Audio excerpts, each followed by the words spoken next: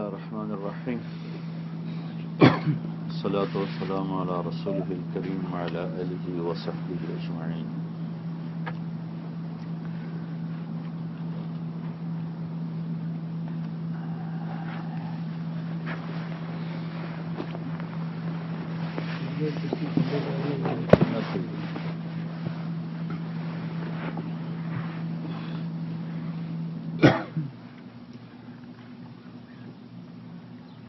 اللہ تعالیٰ نے بڑھاپے کا ریورس کوئی نہیں رکھا، آگے ہی جانا. خلقکم من ضعف ثم جعل من بعد ضعف قوة ثم جعل من بعد قوة ضعفا وشيبا. کہ ابتدا بھی انسان بہت ایک بڑھاپے کی شکل ہوتی، نہ حرکت، نہ اٹھ سکتا ہے، نہ بیٹھ سکتا ہے.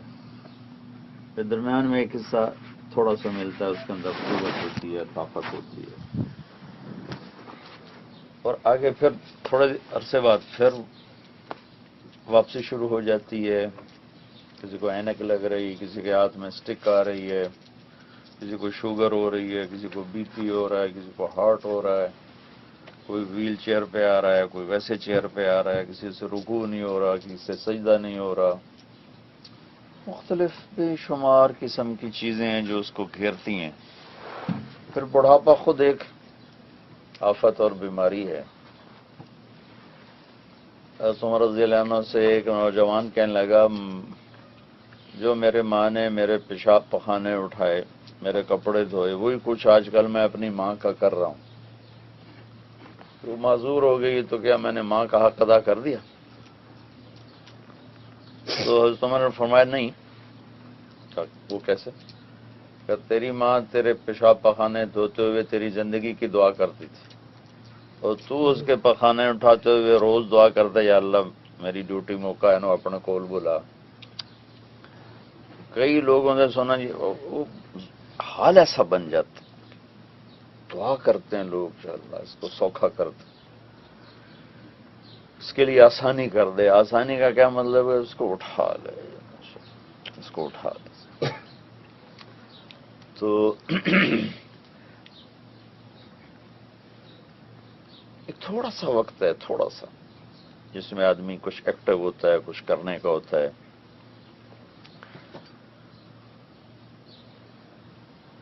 اب اگر وہ ایسی چیز پہ لگا دے کہ جو مرتے ہی اس سے مرتے گیا دنیا میں ہی چھن جائے، آگے چلی جائے. ہمارے ایک بزرگ بھی تھے اور بہت بڑے تاجر بھی تھے. ایسے ہی محنت مزدوری کرنے آئے اور پھر اللہ نے ان کو اربوں پتی بنایا، اور یہاں کی نیشنلٹی بھی ملی ان کو بڑے بڑے کاروبار کرنے کی وجہ سے. بہت نیک تھے، حرم کا ساتھ نہیں چھوڑا، ساری زندگی حرم کے ساتھ ہی رہے، وہیں انتقال ہوا. جب بھی میں آتا نا انہی کے پاس ٹھہرتا تھا. ایوب صاحب بھی ان کے ساتھ ایک دفعہ ہم ٹھہرے وہاں، تو بڑے جوش خروش سے اپنی ساری کہانی سناتے کہ میں فٹ پاتھ پہ بیٹھا تھے، رومال بچھایا تھے، کڑیاں بیچیاں، اور ہر دفعہ ایسے سناتے جیسے پہلی دفعہ سنا رہے ہیں. وہ ہم بھی ان کے ادب میں بڑے توجہ کے سنتے. ہاں یہ بات ہے. ایشیا کی سب سے بڑی گولڈ فیکٹری لگائی، پھر ایشیا کی سب سے بڑی انہوں نے ٹیکسٹائل لگائی جدہ میں. ایسے پاکستان میں بہت بڑے بڑے ہیوج کام کیے، اور کبھی سود کا ایک پیسہ استعمال نہیں کیا، سارا ذاتی پیسے سے کی، کبھی بینکوں کے قریب نہیں گئے. آخری 5 سال بیڈ پر ہو گئے، یہ تنگ ہو گئی، جو وہ ریڑھ کی ہڈی میں جو ایک سوراخ ہوتا ہے بس وہ تنگ ہو گیا. اس نے حرام مغز کو دبا دیا، وہ چلنا ختم ہو گیا. اب بیٹے تھے، بیٹوں کو تھے بڑے بڑے کاروبار کرا کے دی، وہ آ کے پوچھتے نہیں تھے. نافرمان نہیں تھے، سارے بڑے فرما بردار بچے تھے، لیکن ان کو اتنے بڑے بڑے کام سپرد کیے تھے کہ وہ آ ہی نہیں سکتے تھے. تو ایک نوکر رکھا ہوا تھا جو ان کی ساری خدمت کرتا. تو یا وہ حج پہ اکٹھے ہو جاتے تھے یا عید پہ، باقی سارا سال نظر نہیں آتے تھے۔ تو اس کا نوکر مجھ سے کہنے لگا کہ کئی دفعہ مجھے کہہ چکے ہیں میرا جی چاہتا ہے ساری جائیداد تیرے نام کا، سب کچھ تمہیں دے دوں، میرا جی چاہتا ہے سب کچھ تمہیں دے دوں۔ نافرمان نہیں تھی اولاد، قوم اتنے بڑے تھے کہ اس سے نکل ہی نہیں سکتے تھے۔ تو میں جب آیا ان سے ملنے تو ساری عجب حسرتیں ان کے چہرے پر تھی، اور مجھ سے انہوں نے بڑے دکھ سے کہا مولوی صاحب کوئی بخشش دا راہ دسو، جتھے تھوڑا کرنا سی اتھے بہتا کر لیا، جتھے بہتا کرنا سی اتھے تھوڑا کیتا۔ یہ 50 سال کی کامیاب تجارت کا یہ ایک جملہ نچوڑ تھا۔ مولانا کوئی بخشش کا راستہ بتائیں، جہاں کے لیے زیادہ کرنا تھا وہاں تھوڑا کیا ہے، اور جہاں تھوڑا کرنا تھا وہاں بہت زیادہ کر لیا۔ حالانکہ میں نے آپ سے عرض کیا کہ کبھی سود میں نہیں پھنسے، کبھی چیٹنگ نہیں کی، بہت فیئر کام کیا ساری زندگی۔ لیکن جب موت نظر آتی ہے نا تو ہر شے زیرو ہوتی نظر آتی، پھر واپسی کوئی نہیں، ریورسیبل کوئی نہیں۔ جو لوٹ آئیں تو کچھ کہنا نہیں، بس دیکھنا انہیں غور سے، جنہیں راستوں پہ پتہ چلا کہ یہ راستہ کوئی اور تھا۔ چلتے چلتے چلتے چلتے شام ہو جاتی ہے، اور شام کی سویر زندگی پہ تو آتی نہیں، دنیا میں تو آتی رہتی ہے۔ تو پھر ایک حسرت اٹھتی ہے اور اس کا علاج کوئی نہیں ہوتا۔ 98 میں امریکہ میں تھا تو میں نے بیان کیا، تو میں بیان کے آخر میں درخواست کرتا ہوں بھئی آؤ توبہ کریں، نئی زندگی شروع کریں، اللہ سے صلح کریں۔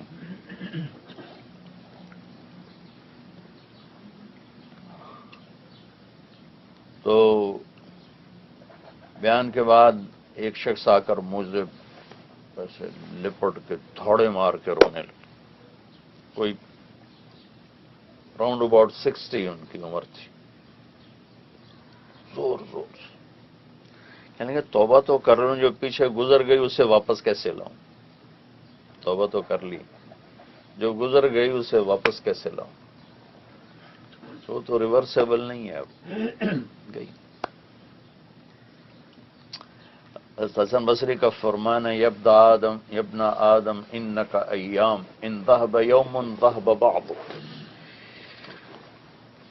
اے انسان چند روز تیرے پاس سرمایہ ہے، چند روز کا سرمایہ ہے، جب ایک دن گزرتا ہے تو تیرے سرمایہ سے لے کے نکل جاتا ہے، یہ سرمایہ واپس بھی نہیں آتا۔ تو ریاضی کا جو قاعدہ ہے کہ بڑے سے بڑے عدد کو زیرو سے ضرب دو تو وہ زیرو ہو جاتا ہے، وہ ایک ضرب زیرو ہو یا 1 ٹریلین ضرب زیرو ہو وہ زیرو ہو جاتا ہے۔ وہ ساری زندگی کی کمائیاں، بلندیاں، عزتیں، شہرتیں جب موت سے ضرب کھاتی ہیں تو انسان زیرو ہو جاتا ہے، میت ہو جاتا ہے، اس کے سارے ٹائٹل اتار دیے جاتے ہیں، صرف میت کا لفظ استعمال ہوتا۔ ملک فہد کا انتقال ہوا تو میں یہیں تھا، تو حرم میں ان کی غائبانہ نماز جنازہ ہوئی عصر کے بعد، تو میں انتظار میں تھا کہ آج یہ کیا کہتے ہیں۔ ویسے تو ہوتا الصلاۃ علی المیت، روزانہ یہ اعلان ہوتا ہے، تو مجھے نا خیال تھا کہ آج ملک فہد رحمت اللہ علیہ بڑی خدمات ہیں ان کی حرم کے لیے، میں نے کہا دیکھو آج کیا کہیں گے، جلالت الملک خادم الحرمین الشریفین۔ تو لہذا میں سلام پھرتے ہی میں ایسے کان لگا کے انتظار میں تھا کہ اب کیا اعلان ہوگا۔ وہ اعلان ہوا الصلاۃ علی المیت، بس ایک ساتھ لفظ آگے انہوں نے جوڑا، الغائب موجود نہیں تھے، الصلاۃ علی المیت الغائب، بس بڑے ٹائٹل اور اتنے بڑے سرمائے، سلطنت کی اللہ المیت. اور پھر اخبار میں نے اگلے دن دیکھی ان کی فوٹو، جو ریاض میں ان کا جنازہ ہوا. تو عام جنازے تو چارپائی پہ ہوتے ہیں، وہ زمین پہ رکھا ہوا تھی ان کی میت، زمین پہ رکھی ہوئی. اور مرتے ہی نام ایسے اتر جاتا ہے کہ میت اٹھاؤ بھائی. کوئی کہتا ہے ابا جی کو اٹھاؤ، اما جی کو اٹھاؤ، مولانا طارق جمیل کو اٹھایا جائے، کون کہے گا؟ میت اٹھاؤ. پھر فون کرتے ہیں جی جنازہ کب ہوگا؟ میت چلے گی قبرستان. میت ایک سانس کے ٹوٹنے پر یوں آدمی واپس جاتا ہے، جہاں وہ زیرو تھا وہیں جا کے وہ کھڑا ہو جاتا ہے.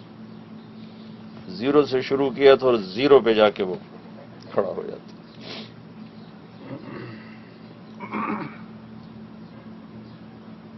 تو بھائیو، زندگی کا کوئی جیسے کوئی لاس ہو جائے نا، یہ بڑے کاروباری تو کتنا ان کو کسی کو ہارٹ اٹیک بھی ہو جاتا ہے، لاس ہوگی. ریورسیبل چیز، نقصان ہو گیا، سودے میں نقصان ہو گیا، یا ہماری فصل کھڑی کھڑی بارش نے ختم کر دی،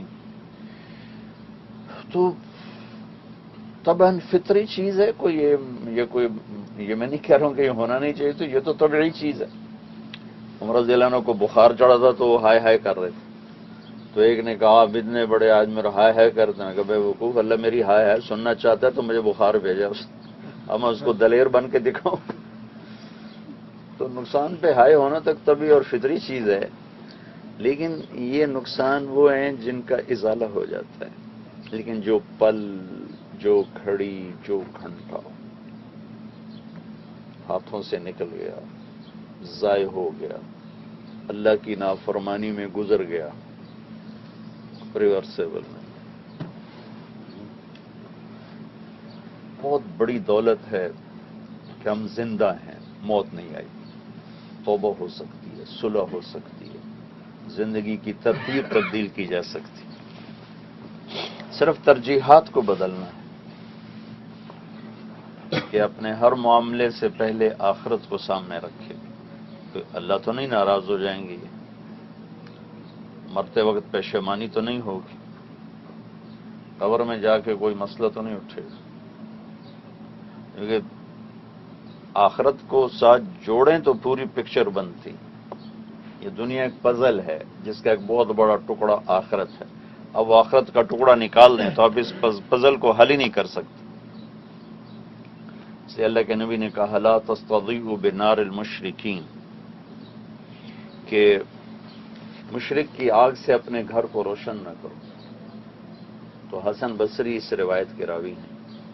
تو ان سے انہوں نے پوچھا یہ اس کا کیا مطلب کہ مشرک کی آگ سے اپنے گھر کو روشن نہ کرو؟ کہا کہ انہیں مشیر نہ بناؤ، کیونکہ اس کے سامنے پوری تصویر نہیں. اور مشورہ دینے والا تب صحیح مشورہ دے سکتا ہے جب اس کے سامنے پوری پکچر ہو. اس لیے ڈاکٹر کہتے ہیں نا یہ ٹیسٹ کراؤ، یہ ٹیسٹ کراؤ، یہ ٹیسٹ کراؤ. جب ساری چیزیں سامنے آ جاتی ہیں پھر وہ کہتے ہیں کہ آپ کو یہ تکلیف ہے، یہ میڈیسن. تو چونکہ آخرت کے منکر کے سامنے ابدی زندگی ہے ہی نہیں، صرف یہ زندگی ہے، تو اس کے مطابق اس کا مشورہ تمہیں نقصان دے سکتا ہے، تمہاری آخرت کو نقصان پہنچا سکتا ہے، تمہاری موت کے بعد کی زندگی کو وہ ہٹ کر سکتا ہے. لا تستضیئوا بنار المشرکین، کہ غیر مسلم کی آگ سے اپنے گھر کو روشن نہ کرو، انہیں اپنے مشیر نہ بناؤ. کہ ہمارے سامنے پوری زندگی وہ اللہ تعالیٰ نے چھپا دی. ہم پوری زندگی جو اصل ہے وہ چھپا دی اور ایک مختصر سے زندگی آگے کر دی، اور انبیاء کے ذریعے راستہ بتا دیا یہ کرنا، یہ نہیں کرنا. تو ہمارے نبی آخری ہیں، ان کے بعد کوئی نہیں. تو ان کے وساطت سے ایک ذمہ داری ہمیں ملی ہے عالم کے لحاظ سے پوری انسانیت کے لحاظ سے، ایک ذمہ داری اپنی ذات کے لحاظ سے، جو پورے عالم کے لحاظ سے ذمہ داری ملی ہے وہ دعوت کی محنت ہے، جو ختم نبوت کی وجہ سے ملی ہے کہ ہم آخری نبی کی آخری امت ہیں، ہمارے نبی کے بعد نبی کوئی نہیں، تو ان کے پیغام کو آگے پہنچانا یہ ہماری ذمہ ہے۔ اور اللہ تعالیٰ نے اسباب و وسائل دے دیے، اس کو اپنے فرائض میں شامل کر لیں۔ جیسے کسی انسان پہ بڑھاپا آتا ہے اور پھر مرنا ہی اس کا اینڈ ہے، وہ جوانی نہیں آ سکتی، ایسی قوموں پہ بڑھاپا آتا ہے۔ جب وہ قومیں بوڑھی ہو جاتی ہیں تو پھر ان کا بھی زوال ہی ہوتا ہے، پھر کوئی اور قوم ان کی آ کی جگہ لیتی۔ آپ تاریخ اٹھا کر دیکھیں تو جو قومیں فاتح بنتی ہیں وہی مفتوح بنتی، جو آقا بنتے ہیں وہی غلام بنتے ہیں، پھر کوئی اور ان پہ آتا ہے، پھر کوئی اور ان پہ آتا ہے، کوئی اور ان پہ آتا ہے، کہ وہ یہ ایک سسٹم ہے کہ قوموں پر بھی بڑھاپا آتا ہے۔ تو اس وقت جو امت مسلمہ ہے نا، ان پر بڑھاپا ہے، شدید قسم کا بڑھاپا۔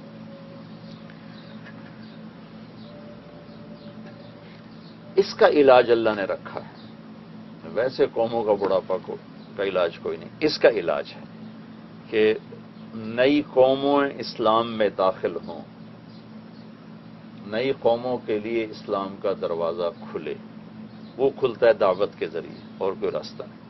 تو جیسے گیزر کا گرم پانی ٹھنڈے پانی سے گزرتا ہوا اسے گرم کرتا چلا جاتا ہے، ایسی نئی قومیں جب اسلام میں آتی ہیں تو وہ قدیم مسلمانوں کو بھی گرما دیتی۔ اور آخری قوم جو بطور قوم اسلام میں داخل ہوئی آج سے 700 سال پہلے، وہ تاتاری تھے، اس کے بعد کوئی قوم اسلام میں داخل نہیں ہوئی۔ افراد تو آج بھی ہو رہے ہیں، لیکن پوری ایک نیشن اسلام میں آئے، یہ تاریخ میں آخری دفعہ 700 ہجری 7ویں صدی کا آخر، 7ویں صدی کے آخر میں جا کر یہ پوری قوم آئی۔ اس کے بعد جتنی تاریخ میں نے دیکھی ہے پڑھی ہے، کسی قوم کا داخلہ نہیں ملتا کہ دعوت کا کام چھوٹ گیا۔ اور یہ بھی تاریخ کا اپنی نوعیت کا عجب واقعہ ہے کہ سب سے زیادہ مسلمانوں کو تباہ کرنے والے تاتاری تھے، اور وہی کلمہ پڑھ کے اسلام کے محافظ بن گئے۔ 656 ہجری میں بغداد تباہ ہوا ہے، 656، اور 656 کے 10 سال بعد تاتاری قوم اسلام میں داخل ہونا شروع ہوئی، اور اس کا سبب بنے تاجر۔ آپ لوگ بھی تاجر ہو، لیکن آپ کا ذہن صرف پیسہ بنانے پر ہے، صرف پیسہ بنانا ہے، آگے بڑھانا ہے، آگے بڑھانا ہے، آگے بڑھانا ہے، بس اسی پہ پورا کمپیوٹر فٹ ہوا پڑا۔ جائیداد بنانی ہے، پیسہ بنانا ہے، کاروبار بڑھانا ہے، 3 کام میں سارا دماغ الجھا ہوا ہے۔ کاروبار بڑھانا ہے، پیسہ بڑھانا ہے، جائیداد بنانی، بچوں کے لیے بنانی، پتہ نہیں کس کے لیے بنانی۔ ایک ہمارا دوست تو ان کا بہت بڑا سٹور ہے لبرٹی میں، NM، تو اس کے بیٹے کا میرے ساتھ کچھ وقت لگا، تو وہ لندن میں جو سب سے بڑا سٹور ہے وہاں سے ان کی خریداری ہوتی، تو پہلے وہ جاتا تھا، اس کا بیٹا وہ خریداری کر کے آ جاتا تھا، تو وہ گیا، تو جب تھوڑا اس کا وقت تبلیغ میں لگ گیا تو وہ جس لڑکی سے وہ مال وغیرہ سارا پرچیز کرتا تھا، تو اس سے کہنے لگا تیرا موت کے بعد کی زندگی کے بارے میں تیرا کیا کانسیپٹ ہے؟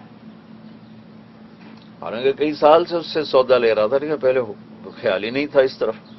اس نے کہا میرا تو کوئی کانسیپٹ کوئی نہیں، مجھے تو کچھ پتہ نہیں۔ تو اس نے اس کو تھوڑی دعوت دی، وہ 5 منٹ تو وہ لڑکی رونے لگی، رونا شروع کر دیا۔ تو اگلے ٹرپ میں جب وہ آیا مال لینے تو وہ لڑکی نہیں تھی، تو اس نے پوچھا وہ لڑکی کہاں ہے؟ کہا وہ تو مسلمان ہو گئی اور چھوڑ کے چلی گئی۔ پہلے صرف ایک سوچ تھی کہ مجھے یہاں سے مال لینا ہے، پاکستان میں جا کے بیچنا، اپنا پروفٹ بنانا ہے، تھوڑا سا تبلیغ میں جا کے ذہن بنا کے میں نے انسانوں کو جہنم سے بچانا ہے، جنت کے راستے پر ڈالنا ہے، تو اس کی 5 منٹ کی بات نے اس کے لیے ہدایت کا نظام چلا دیا۔ کو لمبی چوڑی تو ہے نا، صرف 5 منٹ کی بات۔ تو ایسی پوری نسلیں ہیں جو ڈھونڈ رہی ہیں بتانے والا ہے کوئی۔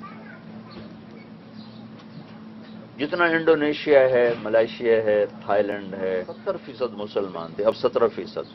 جب اسپین نے فلپائن پہ قبضہ کیا تو اس کے بعد گھٹتے گھٹتے گھٹتے وہ 70% سے 17۔ چائنا ہے۔ ان پورے علاقوں میں جو اسلام پھیلا ہے وہ یمن کے تاجروں نے پھیلایا۔ کوئی جہاد نہیں ہوا، وہ تلوار نہیں چلی، یمنی تاجروں نے اپنی تجارت کے ساتھ ساتھ اسلام پھیلایا۔ اور صومال اور کینیا، اور اب تو مجھے افریقہ میں بہت جانے کا موقع ملا، تو وہاں بھی سارے یمنی قبائل اب بھی آباد ہیں۔ نہیں، ان کے چہرے حبشیوں والے نہیں، رنگ حبشیوں والا، چہرہ فیچر ایشین۔ تو انہوں نے بتلایا کہ ہمارے آبا و اجداد یمن سے وہاں آئے۔ تو اس وقت پوری امت مسلمہ پر ایک جمود ہے، اس کے توڑنے کا اللہ نے ہمیں کام دیا، یہ تبلیغ کا کام، یہ دعوت کا کام۔ جب نئی قومیں آئیں گی نا تو ہمیں بھی کرما دیں، کیونکہ اللہ کا نظام ہے کہ ہر سال درخت نئے شاخیں نکالتا، انہی پر پھل لگتا ہے، جو شاخیں پرانی ان پہ پھل نہیں لگتا۔ آم میں تو میں نے یہ دیکھا کہ آم نئی شاخیں نکالتا، ان جو پھل آتا ان شاخوں پر آتا، باقی اس کو سپورٹ کرتی ہیں، پھل نئی شاخیں لیتی۔ تو پچھلے 600 سال سے 700 سال سے تبلیغ کا کام بالکل زیرو ہو گیا۔ یہ تو اب مولانا الیاس صاحب کے ذریعے سے اللہ نے شروع کیا تو آج ہم بیٹھے ہوئے اس کی بات کر رہے ہیں، ورنہ صرف ذاتی نماز عبادت تک اسلام تھا اور باقی کسی کو پتہ ہی نہیں تھا۔ اس بندے نے آ کے وہ سبق دوبارہ دہرایا، تو آج 6 بر اعظم میں پھر اللہ تعالیٰ نے ایک لہر اٹھائی ہے، اور افرادوں کی زندگی کو بھی بدلتے دیکھ رہے ہیں، اور قبائل کی زندگی کو بھی، قوموں کی زندگی کو بھی اسلام کی آواز پہنچ رہی۔ ایک تو آپ سے یہ عرض کرنا تھا کہ آپ لوگ اپنی مصروفیت میں اس تبلیغ کے نیٹ ورک کو داخل کرو۔ یہ اسی طرح ہمارے ذمے ہے جیسے اور فرائض ہمارے ذمے ہیں۔ پوری دنیا کے انسان کتنے قابل رحم ہیں کہ جب کوئی مر جاتا ہے کفر پہ تو کبھی اس کو آگ سے خلاصی نہیں مل سکتی۔ ایک مریض تڑپتا ہوا آتا ہے تو ڈاکٹر بھی بھاگ اٹھتے ہیں، اور نرسز بھی، اور اس کے لواحقین بھی، آئی سی یو میں ڈالو، پتہ نہیں کیا کیا اس کے لیے ایک دم کیا نظام چلتا ہے۔ اس سے زیادہ خطرے میں ہیں جو کفر پہ مر رہے ہیں، یا نافرمانی پہ مر رہے ہیں، شراب پیتے مر رہا ہے، زنا کرتے مر رہا ہے، سود کھاتے مر رہا ہے، مسلمان ہے، جھوٹ بولتے مر رہا ہے، جوا کھیلتے ہوئے موت آ رہی ہے۔ بہت خطرے کا شکار، نماز چھوڑی ہوئی ہے، روزہ چھوڑا ہوا ہے، زکوٰۃ نہیں دیتا ہے، سود پہ کام کرتا ہے، جھوٹ بولتا ہے، خیانت کرتا ہے، دھوکہ دیتا ہے، فراڈ کرتا ہے، ماں باپ سے نہیں بنتی ہے، مطلب یہ جتنے کبیرہ گناہ ہیں، یہ کرتے کرتے اگر ایک آدمی جا رہا ہے تو کیا بنے گا اس سے؟ تو ایک بات آپ بھائیوں سے یہ عرض کرنی ہے، آپ لوگ اس خطے میں رہتے ہو جہاں سے اللہ نے اس دعوت کو اٹھایا۔ یہ تو اب آخری دور ہے، اللہ تعالیٰ، اللہ کے نبی نے فرمایا تھا کہ آخری دور میں مکہ ایسے آباد ہوگا کہ رہنے کی جگہ نہیں ملے گی، اور مدینہ ایسے آباد ہوگا کہ رہنے کی جگہ نہیں ہوگی، اور پھر ایسے اجڑے گا کہ اس وادی سے گزرتے ہوئے لوگ کہیں گے لگتا ہے یہاں کہیں آبادی ہوگی، لگتا ہے یہاں کبھی آبادی ہوگی۔ وہ زمین کے خزانے اللہ نے باہر نکال دیے، تو وہ قریب کے زمانے میں یہ ہونے والا تھا۔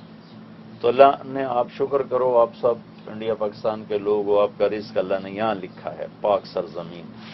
اب عمرہ کرنے جاتے ہو، مسجد نبوی جاتے ہو، میں دنیا پھرتا ہوں، ایسے ایسے ویرانوں میں پڑے ہوئے ہیں رزق کے پیچھے ہمارے بھائی،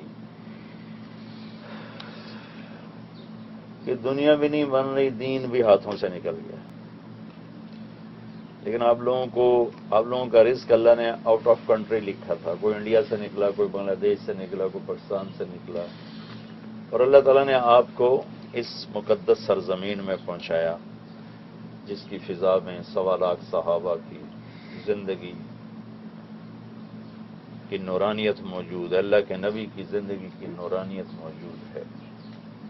اس خطے کو اللہ نے شروع سے ہی، اب یہ عجیب ملک ہے، یہ دنیا کا واحد ملک ہے جو جزیرہ ہو کر، جزیرہ نما ہو کر، اور اتنا بڑا ہو کر دریا سے محروم۔ یہ دنیا کا واحد ملک ہے جس میں دریا کوئی نہیں، واحد ملک ہے جس میں دریا کوئی نہیں۔ اور یہاں کا پہاڑی سلسلہ اس طرح کا ہے کہ یہ مونسون ہواؤں کو ریئیکٹ کرتا ہے، بارشیں کم ہوتی ہیں، کہ یہ ڈیزائننگ ایسی ہے کہ یہ ہواؤں کا رخ پھیر دیتے، تو اللہ نے یہاں بارشیں کم رکھی، صحرا بنائے، کالے پہاڑ بنائے، ایک دریا نہیں، اتنے بڑے ملک میں تو، اور جزیرہ نما، 3 طرف سے سمندر ہو جس ملک ہے، وہ پاکستان سے 10 گنا بڑا وہ دیش ہو، اور اس میں ایک چھوٹی سی نہر بھی نہ ہو۔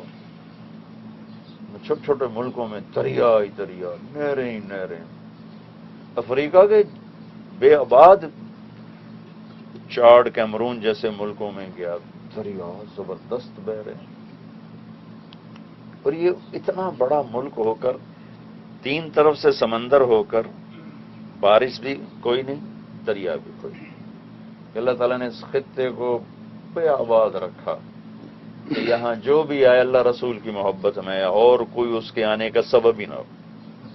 آج سے 50 سال پہلے جن لوگوں نے ہجرت کی ادھر، وہ کوئی روٹی کے لیے نہیں ہے، ان کہ یار اتھے چلیے، اتھے چل مریں گے، جو بھی آتا بھائی اتھے چل مریں گے۔ یہ تو 1902 میں ملک عبدالعزیز رحمت اللہ علیہ نے یہ ریاض فتح کیا 40 آدمیوں کے ساتھ، اور 1924 میں پھر مکہ فتح کیا، اور 1925 میں مدینہ فتح کیا، اور 1933 میں سارا سعودی، جس کو عرب آج کہتے ہیں، یہ سارا فتح کر کے اس کو ایک نام دیا، المملکۃ العربیۃ السعودیہ۔ اور 1936 میں یہاں تیل کی تلاش شروع ہوئی۔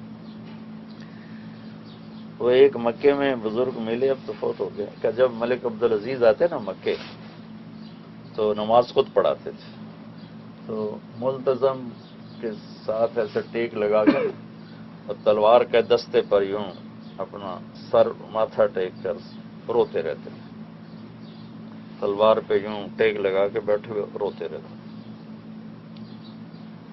تو وہ کہنے لگے، فرمانے لگے کہ میں نے ایک دن امام حرم سے پوچھا کہ یہ ہمارا بادشاہ روتا کیوں ہے، سارا آگے بیٹھ جاتا اور رونا شروع کر دیتا۔ تو وہ کہنے لگے امام صاحب نے میرا ہاتھ پکڑ لیا اور مجھے لے کر چلے گئے ملک کے پاس۔ انہوں نے کہا کہ بادشاہ، یہ بچہ پوچھتا ہے کہ آپ روتے کیوں؟ روتے ہی رہتے۔ تو عبدالعزیز رحمت اللہ علیہ ولی اللہ تھے وہ، اور یہ دنیا کا واحد بادشاہ ہے جس نے ریکارڈ بنایا، 5 بیٹے بادشاہ، آج تک ایسا دنیا کی تاریخ میں نہیں ہوا۔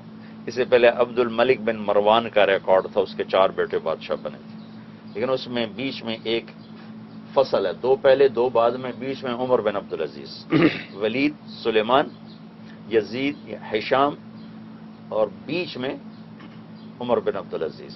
تو وہ مسلسل نہیں تھے، لیکن تھے 4، ہارون رشید کے 3، اس کے 4۔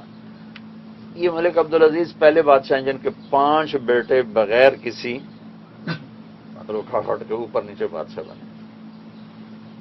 ان کی نیکی کا صلہ اللہ دے رہا ہے. تو عبدالعزیز کہنے لگے میں نے پورے عرب کو چوری سے پاک کر دیا. پورے عرب میں کوئی کھجور کی گٹھلی بھی نہیں اٹھاتا، لیکن اب انہیں روٹی کہاں سے کھلاؤں، میرے پاس تو کچھ نہیں. اس پر آ کے یہاں اللہ کے سامنے روتا ہوں کہ اب ان کو روٹی کہاں سے کھلاؤں. وہ قدیم عرب چوری ڈاکہ ان کا پیشہ تھا، بطور وہ پیشے کے کرتے تھے کہ معاش کا کوئی وسیلہ ہی نہیں کہاں سے. تو حاجیوں کو لوٹنا، قافلوں کو لوٹنا، آپس میں لوٹ مار، ایک دوسرے کو لوٹنا، جس کے پاس کچھ نظر آ جا کے دھاوا بول دی. تو فرمانے لگے میں نے سارے عرب کو پاک کر دیا ہے ظلموں سے، اور روٹی کہاں سے دوں. تو 1936 میں تیل کی تلاش شروع، اور 39 تک کچھ نہیں ملا. تو آرام کو پہلی کمپنی جو یہاں آئی تو انہوں نے ان کو واپسی کو آرڈر دے دیا کہ واپس آ جائے. تو اس وقت جو یہاں ان کا تھا انجینئر، اس نے کہا مجھے ایک موقع آخری دیا جائے، آخری موقع دیا. تو یہیں آپ کا یہ دمام بحران، اس میں اس آخری جو پورا سمندر نکل کے دے دی، روٹی روٹی ہوگی. تو آج سے 50 سال پہلے تک یہ جزیرۃ العرب ایسے ڈیزائن تھا کہ ادھر جو آئے نا اس کے آنے کا مقصد یا اللہ ہو یا اس کا رسول، تیسرا کوئی مقصد کوئی نہ ہو، کہ تیسری شاہی کوئی نہیں تھے. وہ ایک ہمارا ڈیرہ غازی خان کا نوجوان ہے وہاں مدینہ میں، تو وہ کوئی 60 سال سے رہ رہے ہیں. تو میں ویسے ہی مجھ سے بات کر رہا ہوں کہ تمہارے پاس تو وہ ہوگی کیا اس کہتے ہیں تعبیہ. میں تمہارے پاس تو تعبیہ ہوگا کہ نہیں جی وہ ہے کیا اقامہ. کہ کیوں؟ اس وقت تو وہ خود کہتے تھے اور بھائی لے لو تعبیہ. کہا جی وہ بزرگوں نے کہا تھا بھائی ہم اللہ کے نبی کی محبت میں آئے ہیں، مہاجر بن کے مریں گے، مقیم بن کے نہیں مریں گے. مہاجر بن کے مریں گے، مقیم بن کے نہیں مریں گے. سبحان اللہ. اور کہنے کا پیدل آیا تھا ڈیرہ غازی خان سے مدینے سے. تو اس وقت جتنے لوگ دنیا سے ترکی سے چلے، سوڈان سے چلے، افریقہ سے چلے، بر صغیر سے چلے، جہاں سے بھی چلے، تو ان کے چلنے کا صرف ایک موضوع تھا. کوئی کہتا تھا مکے جا کے مر جاؤں، کوئی کہتا تھا مدینے جا کے مر جاؤں. چونکہ اور اس کے علاوہ کوئی شے ہی نہیں تھی. اب یہاں اللہ نے دنیا ڈال دی ہے، اب اس کا رسول پیچھے ہو گیا. اب کوئی پیسہ بڑھ جاوے، کوئی مال بڑھ جاوے، کوئی تجارت بڑھ جاوے، کوئی کاروبار بڑھ جاوے، منع کوئی نہیں. کل سیروا فی الارض، جاؤ گھوم.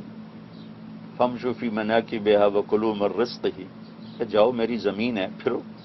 شروع سے دنیا پھرتی چلی ہے، لیکن اللہ نے اس خطے کو اس لیے پاک رکھا کہ یہاں ایک اپنا گھر تھا، ایک اس کے نبی کا گھر تھا.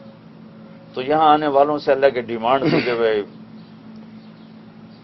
2 نمبری بنتے نہ آوے جے، 1 نمبری بنتے آوے جے. صرف تم اللہ اس کے رسول کی طلب میں آ، اور کوئی نہ ہو. چند پرسوں ترسوں خیبر گئے تھے تو مرحب کا قلعہ کھڑا ہوا ہے جو حضرت علی نے فتح کیا تھا. تو مجھے یاد آ رہا تھا کہ ایک 8 قلعے تھے، 8. تو آخری وہ تھا جو فتح ہوا. تو مال غنیمت تقسیم ہو رہا تھا، تو ایک صحابی تھے، تو آپ نے ان کو بلا کر کہا کہ بھائی یہ تیرا حصہ ہے. بھائی ما لہذا بایعت یا رسول اللہ، میں اس لیے آپ کے پیچھے نہیں آیا. کیوں؟ کس لیے آیا ہو؟ کہ میں آپ کے پیچھے اس لیے آیا ہوں کہ یہ یہاں تیر لگے اور ادھر سے پار نکل جائے، اور میں اللہ کے نام پہ قربان ہوں. مجھے نہیں چاہیے مال غنیمت، میں نہیں لیتا. تو آپ نے کہا اگر تو سچا ہے تو اللہ تجھے سچ کر دکھائے. جو 8 دن وہ جنگ چلتی رہی تھی، تو اگلے ہی دن وہ شہید ہوئے. سیدھا یہاں ہی تیر لگا ان کی اور گردن کے پار نکل. تو بھائیو، ایک تو میری آپ سب سے گزارش یہ ہے کہ تبلیغ کے کام کے لیے آپ لوگ وقت دو، ٹائم ٹیبل بناؤ. آپ کے روٹس پاکستان انڈیا کے ساتھ ہیں، یہاں تھوڑی مشکلات ہیں، وہاں تو کوئی 4 مہینے ایک دفعہ آپ سب لگاؤ، 40 دن ایک دفعہ لگاؤ، اور اس کو اپنی زندگی میں آپ روٹین میں شامل کرو. یہ اسی طرح میرے فرائض میں شامل ہے جیسے باقی فرائض میرے ذمہ ہیں.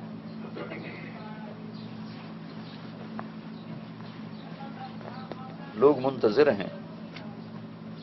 ہمارا جو تھوڑا سا جب کوئی دیندار ہو جاتا ہے نا تو اسے دین سے دور لوگوں سے نفرت ہو جاتی،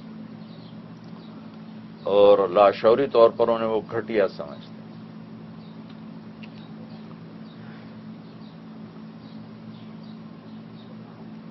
اللہ کے نبی نے ایک ایک در کھٹکھٹایا. ابو جہل کے بارے میں آپ کو پتا تھا یہ فرعون ہے میری امت کا، بتا دیا گیا.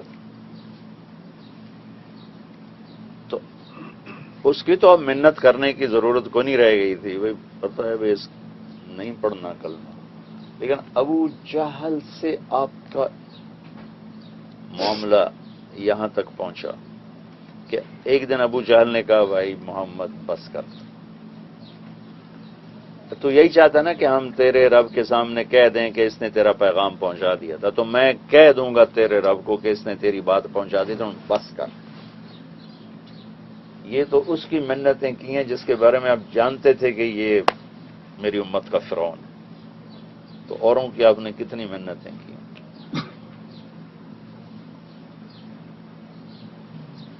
بعض لوگ کہتے ہیں نا جی ہمارے ذمہ کوئی منوانا تھوڑا ہے، بتانا ہے، جی بتا دیا بس کافی ہو گیا. جو اندر کا جو درد ہوتا ہے نا، جو کڑھن ہوتی ہے، وہ مطلوب ہے. صرف پیغام پہنچانا. کوئی آپ کی دکان یا عتیق کی دکان پر گاہک آ کے چلا جائے تو ان کے پیٹ درد شروع ہو جاتا ہے، یہ واپس کیوں گیا. کسی نہ کسی طرح کوئی سودا لے کے جائے، بلکہ وہ ٹریننگ دیتے ہیں کہ بھائی کوئی گاہک یہاں سے خالی ہاتھ نہ نکلے. اگر وہ چیز جو آپ مانگ رہے وہ نہیں تو اس کو اس طرح ڈیل کرو کہ وہ دوسری لینے پہ تیار ہو جائے. یہ سمت کا فرائض. 6 ارب انسان ہیں جن کو پتہ ہی نہیں ہمارا بنانے والا کون ہے، اور 1 ارب مسلمان ہیں جو حیوانوں کی زندگی گزار، جو اللہ کو مان کر اس کی نہیں مانتے، آخرت کو مان کر اس کی طلب کوئی نہیں ہے، جنت کو مان کر اس کا شوق کوئی نہیں، جہنم کو مان کر اس کا خوف کوئی نہیں. لا الہ الا اللہ زبان سے کہہ کر اللہ کی عظمت سے دل خالی ہے. محمد رسول اللہ زبان سے کہہ کر ان کی عظمت اور محبت سے دل خالی. یہ آپ سب بھائیوں کی خدمت میں گزارش ہے، اس بات کو سنجیدگی سے لیں. بہت بڑا سرمایہ ہے کسی کے دروازے پر جا کر اسے اللہ کی نسبت سے کہنا بھائی آؤ اللہ کی ماننے والے بن جائیں. بہت بڑا سرمایہ. اور میں اللہ کے نبی پہ قربان جاؤں، اس نے اس کے لیے خود عمل کی شرط ہی نہیں لگائے، پہلے خود عمل کرو پھر کسی کو کہو. فَلْيُبَلِّغِ الشَّاهِدُ الْغَائِبُ، جو آخری حج میں آپ نے فرمایا. شاہد کا مطلب ہے بتانے والا، جو بتا سکتا ہے اوروں کو بتا دے. حالانکہ یہاں آپ کہتے عمل والے اوروں کو بتائیں، علم والے اوروں کو بتائیں، تقوی والے اوروں کو بتائیں. کتنے لفظ کا شاہد. میری امت کا ہر کلمہ گو اس کے ذمہ ہے جا کے اوروں کا.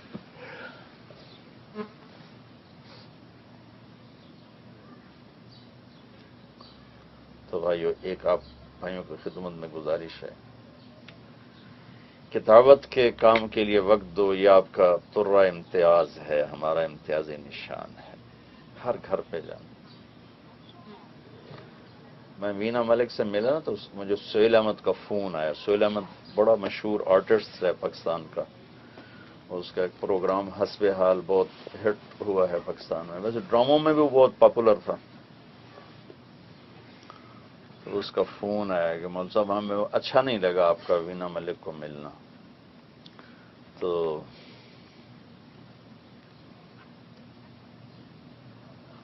وہ ٹی وی والوں نے اسے لیا تو ساتھ مجھے بھی لیا انٹرویو پر، مجھے بھی لیا ساتھ ٹیلی فونک. تو میں نے اس میں اس نے بھی اینکر نے بھی یہ پوچھا کہ ایسے لوگوں سے تو دیندار لوگ ملنا پسند نہیں کرتے، آپ کیسے چلے گئے ملنے؟ تو میں نے اس کا جواب دیا تھا کہ ہمیں شریعت نے گناہ سے نفرت کا حکم دیا، گناہ گار سے نہیں۔ ہمیں جرم سے نفرت ہے، مجرم سے نہیں۔ ہمیں گناہ سے نفرت ہے، گناہ گار سے نہیں۔ گناہ گار ہمارا بھائی ہے، اگر اس سے یہ گناہ نکل جائے تو ہم اسے گلے سے لگائیں گے۔ مجرم کا جرم چھوڑوانا مقصود ہے، مجرم ختم کرنا نہیں، جرم ختم کرنا۔ گناہ گار کو نہیں ختم کرنا، گناہ کو ختم کرنا ہے، اور اس کے لیے انتہا درجے کی شفقت اور محبت چاہیے اس کو اس سے نکالنے کے لیے۔ یہ تھوڑا سا میں نے بیان کیا۔ تو پھر وہ کہنے لگا مولوی صاحب میں اندر اندر بہت ناراض تھا آپ پہ، لیکن آپ کی بات سن کر نا مجھے جواب مل گیا، میری بات کا جواب مل گیا کہ واقعی ہمیں تو گناہ سے نفرت کرنی چاہیے، گناہ گار سے تو نہیں کرنی چاہیے، اور ہمیں جرم سے نفرت کرنی چاہیے، مجرم سے تو نہیں کرنی چاہیے۔ تو آ جاؤ، ادھر آ جائیں، آگے آ جائیں، راستے میں نہ بیٹھو۔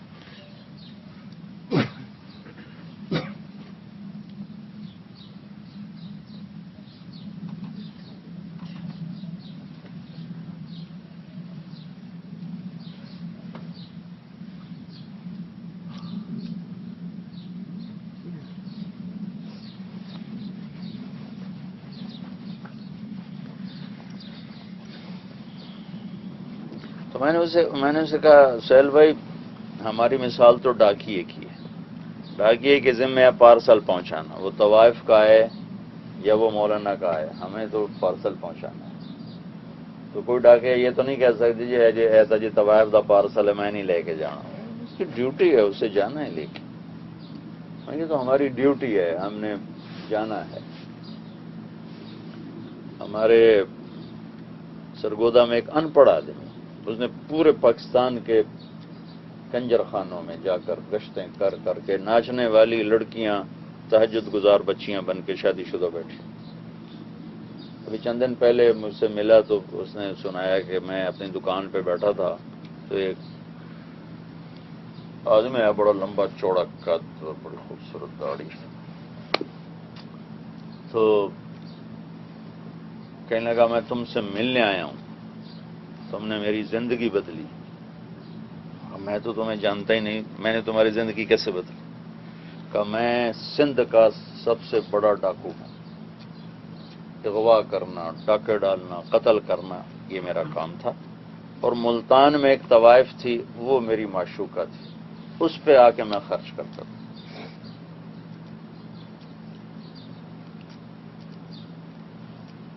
یہ جماعت لے کر گیا ملتان بازار حسن، اس بچی کے کوٹھے پہ چلا گیا، وہ وہاں کی بڑی معروف تو ہے، وہ اس وقت ڈانس ہو رہا تھا، وہ ناچ رہی تھی، تو یہ دروازے میں کھڑا ہو گیا، تو اس لڑکے نے اس کو اشارہ کیا اندر آ جاؤ، اس کا نہیں میں اندر نہیں آؤں گا۔ تو پھر اس نے کہا کیا لینے آئے ہو؟ تو اس نے کہا میں تیرے اوپر اما فاطمہ کی چادر ڈالنے آیا۔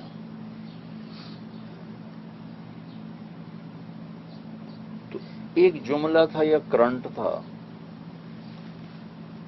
وہ بچی ناچتے ناچتے گر گئی، اور اس نے اپنے گھنگرو کھولے اور دیوار پہ مارے یوں زور سے، اور رونا شروع کر دیا، چیخنا شروع کر دیا۔ تو اس نے چادر جا کر اس کو پر سے ڈال دی، اس بچی نے توبہ کر لی۔ یہ ڈاکو حسب معمول آیا اپنا ہی رات گزارنے، جو مال لاتا تھا اس کو دیتا، آگے اس نے ملنے سے انکار کر دیا۔ اس نے کہا یہ کیا ہو گیا، میں ملوں گا ضرور، مجھ سے بات کرے۔ تو پردے میں آ کے کھڑی ہوئی اور اس کو اس نے دعوت دی کہ دیکھ مر جانا ہے، ایک اللہ کا بندہ آیا تھا میری زندگی میں، روشنیاں دکھا کے چلا گیا، میں تجھے کہتی ہوں تو توبہ کر اور جا تبلیغ میں جا اور اللہ کا بندہ بن۔ اپنی اس طوائف کی بات پر اس نے کہا میں وہاں سے ریمنڈ چلا گیا، 4 مہینے لگائے، تیرا پتہ چلا بھئی تو یہاں سرگودے رہتا ہے تو تیرا شکریہ ادا کرنے آیا۔ تو آپ بھائیوں سے میں یہ گزارش کرنا چاہتا ہوں، اس تبلیغ کے کام میں وقت دیا کرو۔ میں پوری بصیرت کے ساتھ یہ کہہ رہا ہوں، عقیدت کے ساتھ نہیں، کہ صحابہ کا دور، تابعین کا دور، تبع تابعین کا دور، یہ 3 دور کو تو خواب ہی دیکھا جا سکتا ہے، پہنچا نہیں جا سکتا۔ ان 3 دور کے بعد اتنا بڑا دین کا کام آج تک نہیں ہوا، اتنی بڑی محنت آج تک نہیں ہوئی۔ آپ اس میں وقت دیں، آپ کو فائدہ ہوگا، یہ آپ کا سرمایہ ہے۔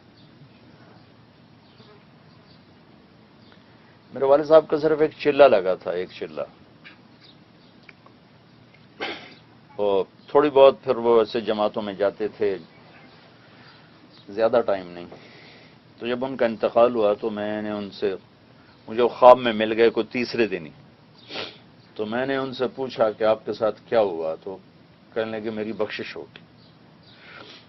میں نے پوچھا حشر کن کے ساتھ ہوا؟ کہنے لگے مقربین کے ساتھ ہوا۔ میں نے پوچھا کس عمل نے سب سے زیادہ نفع دیا؟ ان صرف ایک 40 دن تبلیغ میں لگے، کہنے لگے اسی تبلیغ کے کام نے، اسی تبلیغ کے کام نے، اسی تبلیغ کے کام نے مجھے سب سے زیادہ نفع دی۔ 3 دفعہ اس کو دہرایا،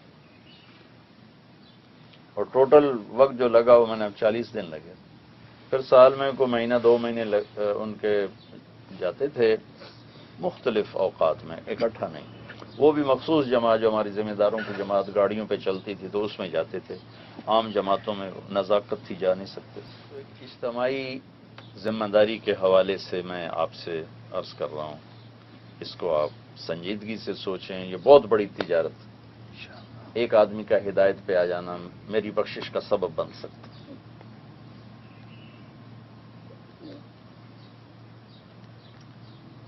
دوسری چیز جو آپ بھائیوں سے عرض کرنی تھی وہ انفرادی زندگی کے، کہ ایک ہماری اجتماعی صورت ہے، ایک ہماری انفرادی، کہ بطور فرد اللہ ہم سے کیا چاہتا ہے اور اللہ کا نبی ہم سے کیا چاہتا ہے۔ تو اس میں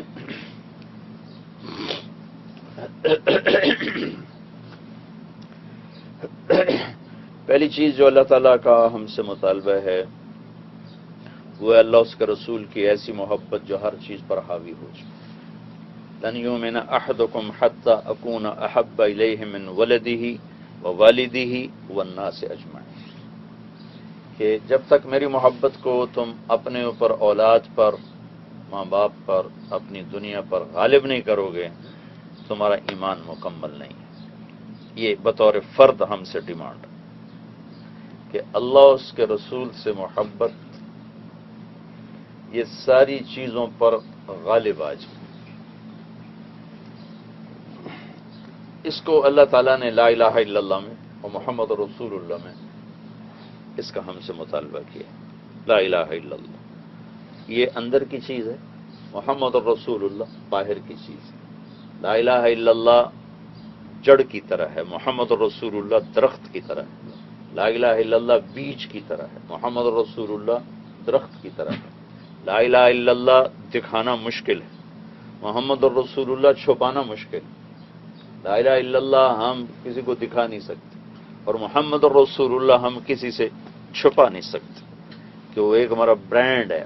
برانڈ تو چھپ نہیں سکتے، چھپے تو قیمت ہی ختم ہوگی۔ اگر آپ کسی برانڈڈ چیز کے اوپر سے وہ اس کا وہ مہر اتار دو تو پھر تو کوڑیاں دبھائی ہوگی، ساری قیمت تو اس ٹھپے کی ہے۔ تو محمد رسول اللہ ایک ٹھپا ہے، لا الہ الا اللہ پاسپورٹ ہے، اور محمد رسول اللہ ویزا ہے۔ پاسپورٹ کے بغیر ٹریولنگ نہیں ہو سکتی، اور ویزے کے بغیر انٹری نہیں ہو سکتی۔ تو آپ کسی سفارش سے ٹریولنگ کر لیں بغیر ویزے کے تو آگے آپ کو روک لیں گے، کوئی ڈاڈے ہوئے تو جیل میں ڈال دیں گے، نرم ہوئے تو اسی جہاز پہ واپس بھیج دیں گے۔ تو یہ بطور فرد ہم سے مطالبہ ہے کہ ہم برانڈڈ لوگ ہیں، لا الہ الا اللہ میٹیریل ہے اور محمد رسول اللہ اس پر مہر ہے اس کی. گل احمد کا ٹھپا لگ جائے اور 30 روپے میٹر والا کپڑا 300 روپے میٹر ہو جاتا. اور فیصل آباد میں کتنے لوگ ٹھپے لگا کے بیچ رہے ہیں. تو جب دنیا میں نکلی چیز بک جاتی ہے تو اللہ تو زیادہ مہربان ہے.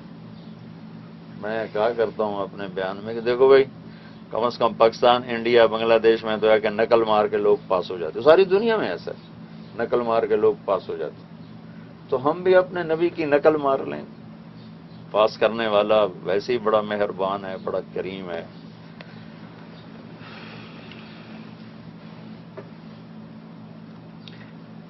یہ پہلا مطالبہ ہے کہ اللہ اس کے رسول کو اپنی زندگی کی ہر ترتیب میں آگے رکھو، اپنے آپ کو پیچھے رکھو. لا الہ الا اللہ کا مطالبہ. محمد رسول اللہ کا مطالبہ ہے کہ تمہاری زندگی کے ہر شعبے میں محمدیت نظر آئے، وہ اجاگر ہو، چونکہ وہ ہے ہی ظاہر کرنے کے لیے، وہ چھپائی جا سکتی نہیں.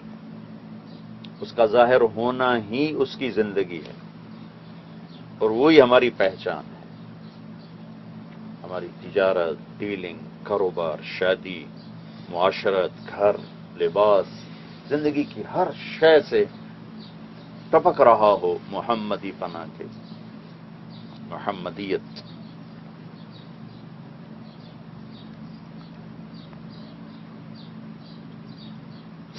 دوسری چیز جو اللہ تعالیٰ انفرادی سطح پر ہم سے چاہتا ہے وہ بہت لمبی چوڑی، یہ بہت مختصر ہے جو میں نے پہلی بتائی. اس میں یہ چند عبادات ہیں اور چند اصول ہیں جن کے اندر آؤ تو آدمی لا الہ الا اللہ محمد رسول اللہ کے آ جاتا ہے سانچے. عبادات کم از کم. دوسری چیز جس کا اللہ ہم سے ڈیمانڈ کرتا ہے اور اس کا رسول، وہ ہے ہماری اوروں سے ڈیلنگ، اوروں سے ڈیلنگ جس کا نام ہے اخلاق. اخلاق معاملات کہتے ہیں کاروباری لین دین، اور معاشرت کہتے ہیں آپس کے رویوں کی لین دین، کہ رویے بھی لین دین کی چیز. اور چیزوں کا تبادلہ، پیسے کے بدلے میں یا چیز کے بدلے میں چیز، اس کو شرعی زبان میں معاملہ کہتے ہیں. اور جو ہمارے آپس میں رویوں میں جو لین دین ہے اس کو معاشرت کہتے ہیں یا اخلاق کہتے ہیں. تو معاملات کی صفائی، سچائی، یہ بازار کا دین ہے. وعدے پہ قائم رہنا، مکر نہ جانا، پھر نہ جانا، یہ بازار کا دین ہے. اور معاشرت میں برائی کا جواب اچھائی سے، یہ معاشرت کا دین ہے. اور یہ آخری بات میں کر رہا ہوں اب، یہ اسلام کا سب سے مشکل ترین چیپٹر ہے کہ ریئیکشن انسانی فطرت ہے، ریئیکٹ کرنا انسانی فطرت. لیکن تیز سے تیز گاڑی کے نیچے بھی اللہ نے بریک رکھا ہوا ہے. اب بریک لگاؤ رک جائے گی. سخت سے سخت مزاج والا بھی اللہ نے اس کے اندر سسٹم رکھا ہو، بریک لگائے گا تو روک سکتا ہے اپنے آپ. جس گاڑی کو بھی بنایا جاتا ہے بریک اس کے ساتھ رکھے، اگر اس کی رفتار 250 کلومیٹر بھی ہے تو بریک اس کے ساتھ. تو اللہ تعالیٰ نے جو معاشرہ بنتا ہے، معاشرہ اسلامی معاشرہ، وہ برائی کا جواب اچھائی سے دینے سے بنتا. برے کو برا بن کے دکھانا اسلامی معاشرہ نہیں ہے، برے کو اچھا بن کے دکھانا اسلامی معاشرہ ہے. اور نیگیٹو رویوں کا جواب پازیٹو رویوں سے دینا، یہ اسلامی معاشرہ ہے. کسی نے آپ نے کہا پاگل نہ بننا، لا تکونوا امعاء. ہمارے نبی کے الفاظ بڑے عالی ہوتے تھے، صحابہ بھی نہیں سمجھ پاتے تھے بعضوں کو. اب کہا امعاء مت بننا. امعاء کسے کہتے ہیں؟ آپ نے کہا جو یہ کہے اچھا کرو گے تو اچھا کریں گے، برا کرو گے تو برا کریں گے، یہ پاگل ہے. اس کو آپ نے کہا یہ پاگل ہے. اچھا کرو گے تو اچھا کریں گے، برا کرو گے تو برا کریں گے، یہ پاگل ہے. جو تم کرو گے وہ ہم کریں گے. نہیں، تم عقل مند بنو. عقل مند کون ہے؟ تم یوں کہو بھائی تو برا بھی کرے گا تو میں اچھا کروں، تو برا بھی کرے گا تو میں اچھا کروں۔ احنف بن قیس بہت بڑے عرب سردار گزرے ہیں رضی اللہ تعالیٰ عنہ، ان کا حلم مشہور تھا کہ بڑے حلیم انسان۔ تو ایک دفعہ ان کو کسی نے کہا تو نے مجھے ایک سنائی نا تو 10 سناؤں گا۔ کہنے لگے میرے بھائی تو مجھے 100 سنا تو میں ایک بھی نہیں سناؤں گا، تو مجھے 100 سنا میں ایک بھی نہیں سناؤں گا۔ ایک دفعہ کوفے میں رہتے تھے تو باہر سے آ رہے تھے، ایک آدمی ان کو گالیاں دینے لگا تو چپ کر کے سنتے گئے کچھ نہیں بولے۔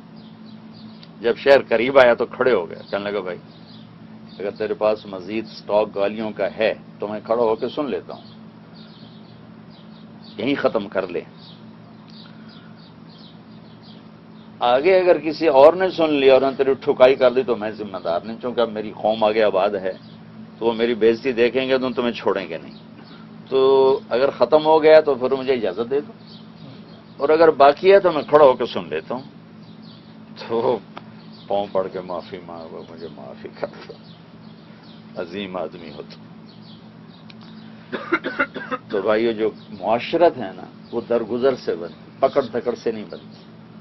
ہر وقت اگر ماں باپ اولاد کی پکڑ دھکڑ کریں، یا خامند بیوی کی ہر موقع پہ پکڑ پکڑ پکڑ پکڑ، یا بیوی خامند کو ٹوک ٹوک ٹوک ٹوک ٹوک، تو معاشرت ختم ہو جائے گی، جس کو معاشرت کہتے ہیں، اسلامی معاشرت، وہ ختم ہو جائے گی۔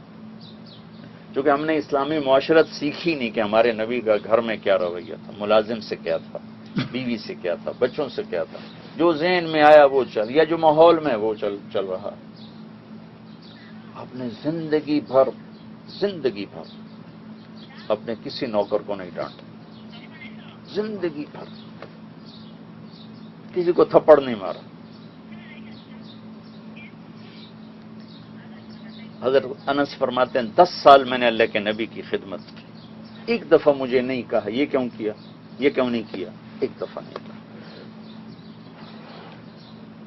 ہمارے معاشرے میں نوکروں پر بہت سختی ہوتی، ان کو تھوڑی تنخواہیں اور کام اتنا زیادہ کہ وہ بیچارے رات کو چارپائیوں پر گرتے ہیں تو ان کی جوڑ ہائے ہائے کر رہا ہوتا، اور صبح پھر انہیں چوکس کھڑے ہوتے ہیں۔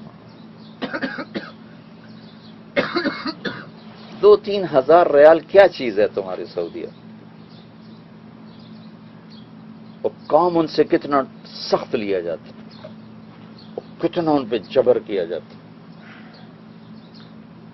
کوئی ان کی چھٹی نہیں ہے، کوئی ان کی خوشی نہیں ہے، کوئی ان کا غم نہیں ہے۔ خوشیاں بھی مالداروں کی ہیں، غم بھی مالداروں کی، انہیں خوشی میں بھی حاضر ہونا ہے، غم میں بھی حاضر، ان کی اپنی خوشی ہو تو کوئی چھپائے، ہمارے تو کوئی جانا تو جاؤ، پھر چھٹی کر جاؤ، پھر مت آنا، پھر ہماری طرف سے تم فارغ ہو۔ کبھی میرے نبی نے، یہ میں گھر کی زندگی بتا رہا ہوں، جو کہ ایوب صاحب کی بچی کی شادی ہے تو اس کے حوالے سے یہ تھوڑی سی چیزیں میں بتا رہا ہوں کہ یہ ڈسکس نہیں ہوتی، بتائی نہیں جاتی، کہ ایک گھر میں بیوی ہے، خامند ہے، ماں ہے، باپ ہے، بچے ہیں، نوکر ہے، ملازم ہے، ان میں ایک انسان کیسے چلے؟ اگر وہ اپنے مزاج سے چل رہا ہے تو توڑ بیٹھے گا اپنا گھر، کبھی بیوی، کبھی بچے، کبھی ماں باپ، کبھی نوکر، وہ رگڑ میں آتے رہیں گے، چونکہ اس کو پتہ ہی نہیں گاڑی کیسے چلانی ہے، کبھی ادھر مارے گا کبھی ادھر مارے گا۔ تو کاروبار میں چلنا اسے آ گیا ہے کہ مجھے کیسے چلنا ہے، گاہک سے ڈیل کرنا آ گیا مجھے کیسے کرنا، لیکن بیوی سے کیسے ڈیل کرنی ہے، بچوں سے کیسے کرنی ہے، نوکر سے کیسے کرنی ہے، اگر ماں باپ زندہ ہیں ان سے کیسے ڈیل کرنی ہے، یہ نہیں سیکھا۔ یہ چیپٹر سیرت کا ہم بھی اپنے نبی کے معجزے بیان کر کے زندہ باد کے نعرے لگا دیتے ہیں۔ میرے نبی کا سب سے بڑا معجزہ آپ کے اخلاق تھے، عظیم۔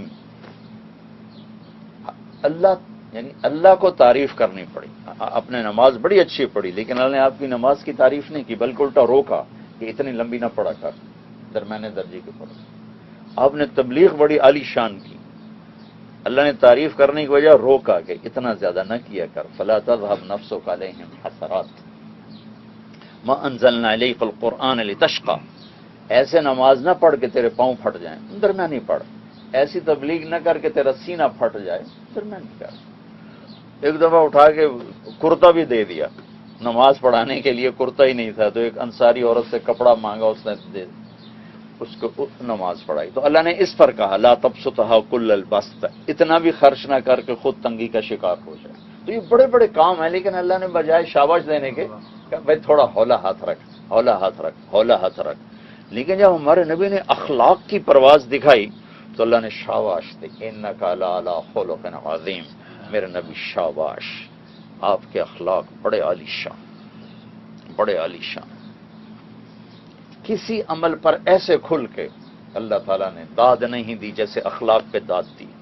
انک لعلی خلق عظیم، آپ کا رب آپ کو شاباش. اور پھر قسم اٹھائی پہلے، نون والقلم وما یسطرون، مجھے قسم ہے قلم اور اس کی تحریر.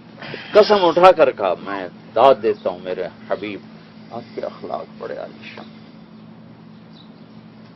آپ نے 9 بیویوں کو کیسے جوڑ کے، ایک بیوی کو چلانا مشکل ہو رہا ہے، کبھی ادھر بیٹھ کے رو رہی، کبھی ادھر کیا ہوا. یہ بس ایک اربوں پتی آدمی کی عورت آئی ملنے، اور بازیں ہوتی ہیں خواتین پہلے اپنا دکھڑا بیان کر کے پھر روتی ہیں، وہ پہلے روئی پھر دکھڑا، پہلے رونا شروع ہو گیا.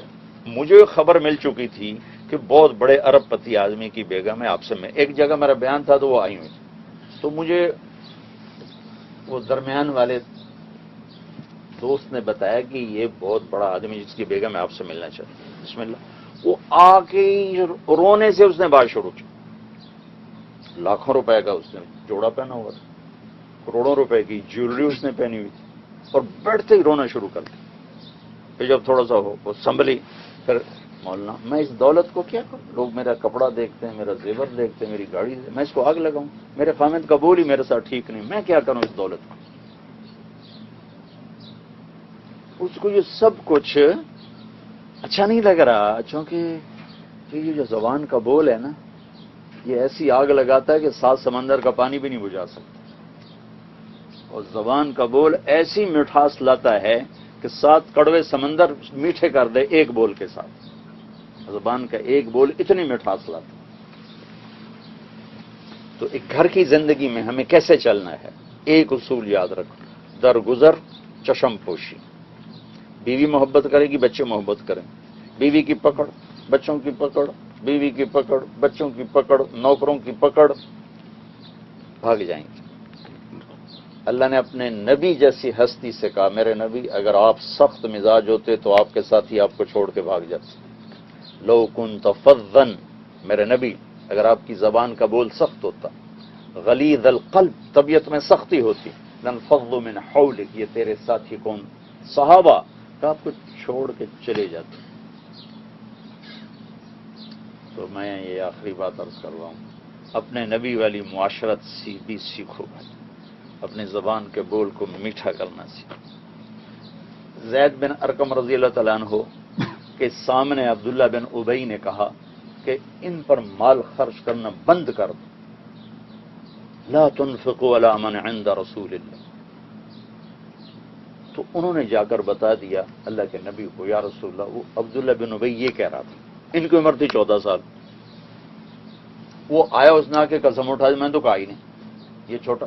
اور باقی بھی صحابہ کہنے لگے یا رسول اللہ یہ چھوٹا بچہ ہے، اس نے غلط سنا ہوگا.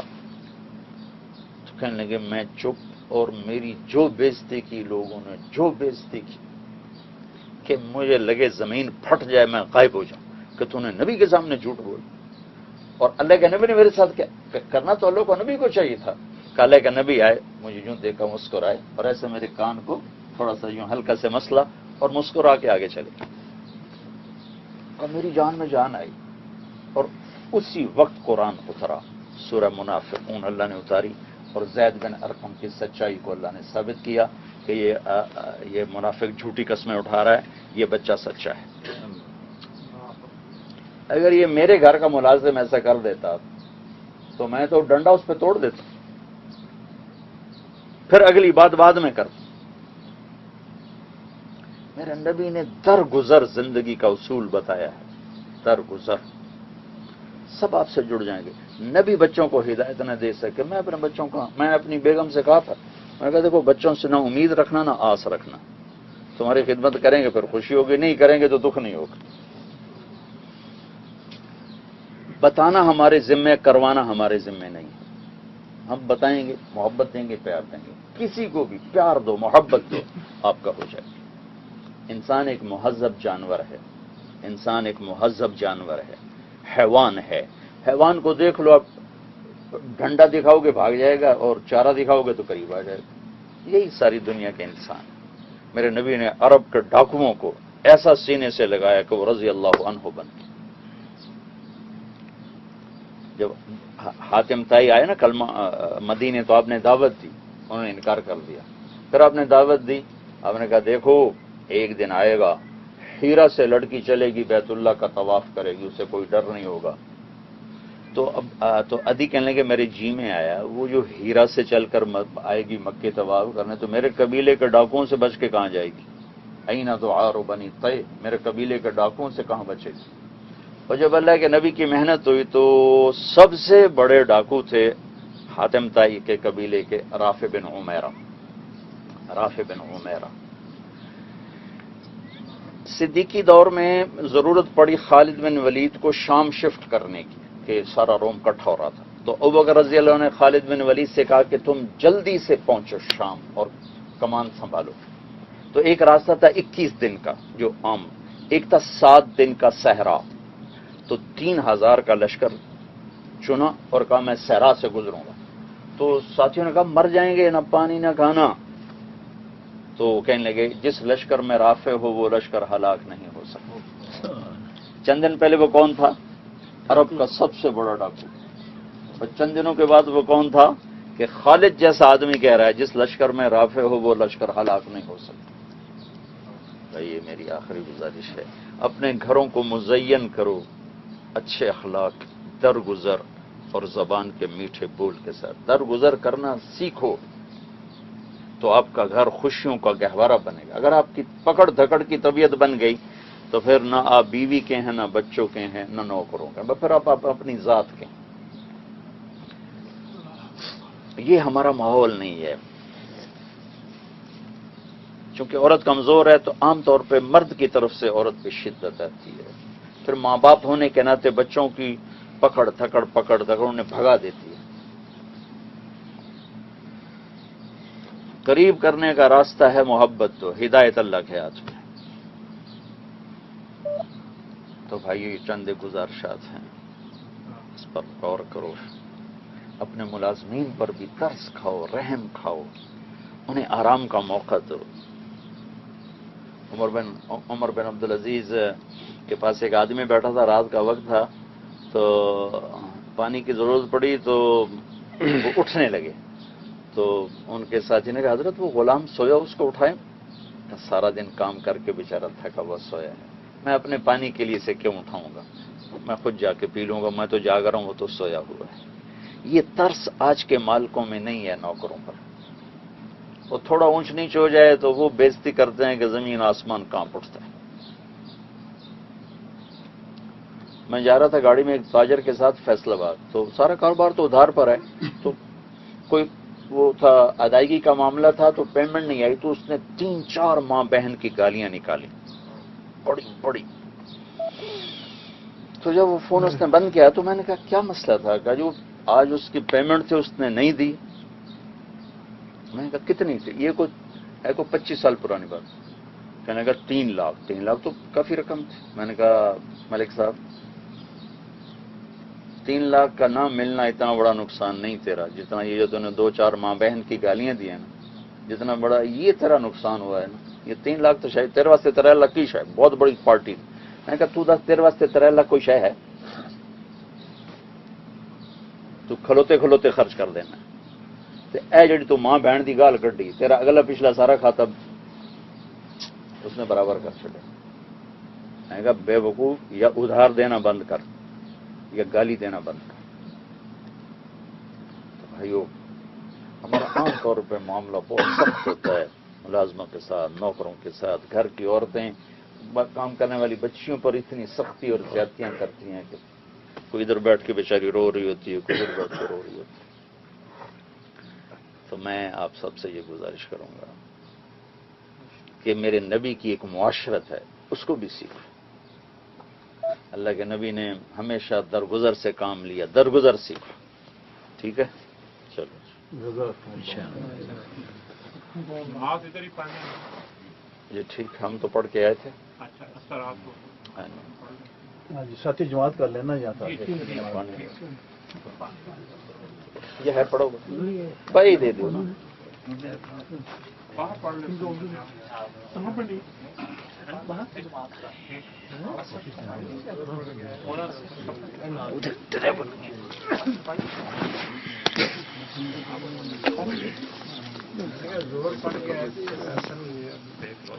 اسی زور سے کٹھی پڑھ لی سی۔ جی ماشاء اللہ جی، بالکل پڑھ لینے کے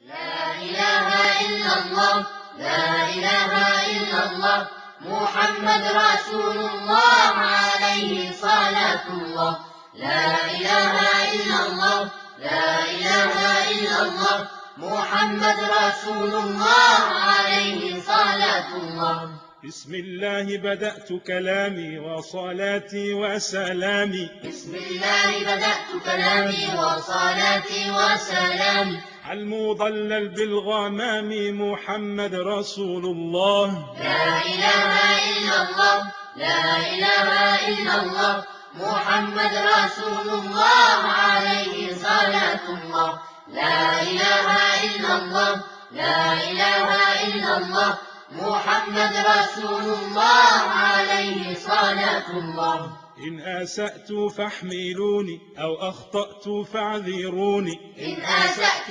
فاحملوني أو أخطأت فاعذروني يفنى ما في هذا الكون ولا يبقى إلا الله لا إله إلا الله لا إله إلا الله محمد رسول الله عليه صلاة الله لا إله إلا الله لا إله إلا الله محمد رسول الله عليه صلاة الله لا إله إلا الله لا إله إلا الله محمد رسول الله عليه صلاة الله